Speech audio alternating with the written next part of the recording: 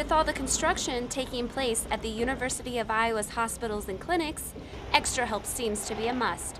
Some hospital employees say they do not hear many complaints about the construction, but others think differently. Have you heard anyone complain about all the construction going on? A little bit, kind of where to go, but I mean, in general, there's always kind of been that at the hospital, but I think with the construction, it's made it a little more, I'd say. As you can see here, there's a lot of construction, and there's some lanes blocked off, and at times, a lot of traffic. I spoke to a few visitors at the hospital today, and they said that they're excited for what's about to come, but also frustrated with how hard it is to get around. I went out and put myself in driver's shoes and drove around some of the construction areas. There were many convenient signs, cones, and workers that help direct traffic in busy areas. Things to look forward to are a bigger children's hospital and more hospital entrances. But for now, visitors will have to bear with the construction and keep their heads up for what's about to come. This is Daily Iowans' Aaron Faust. The tracks are empty right now, but some legislators are in great hopes that one day trains will be up and running. What they are talking about is the hot button issue on a direct line from Iowa City to Chicago and possibly Nebraska. Two things to consider are how much money it's going to cost and the usage, but usage doesn't really seem to be a big concern.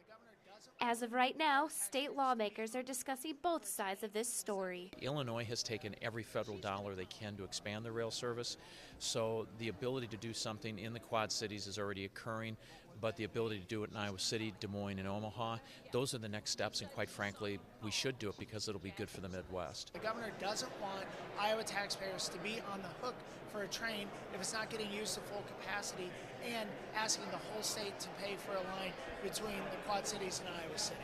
Currently, a third of the freshman class is from Illinois. One student from Chicago says finding ways back home is always hard. It would really help because it would be something that you definitely know is going to be here, whereas with a ride you don't always know whether or not they're going to have a spot in their car for you.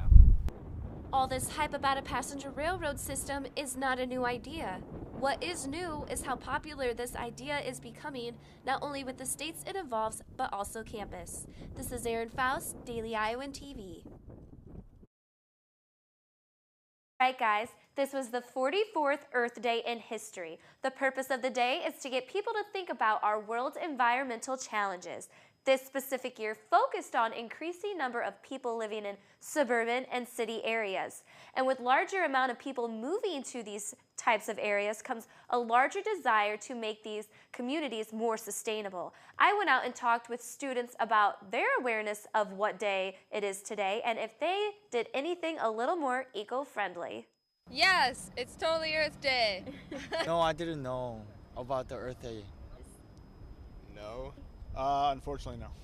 Well, I don't drink from plastic bottles very often. I'm gonna go recycle more stuff. I use like plastic bottles. I reused my Arizona iced tea bottle for water today.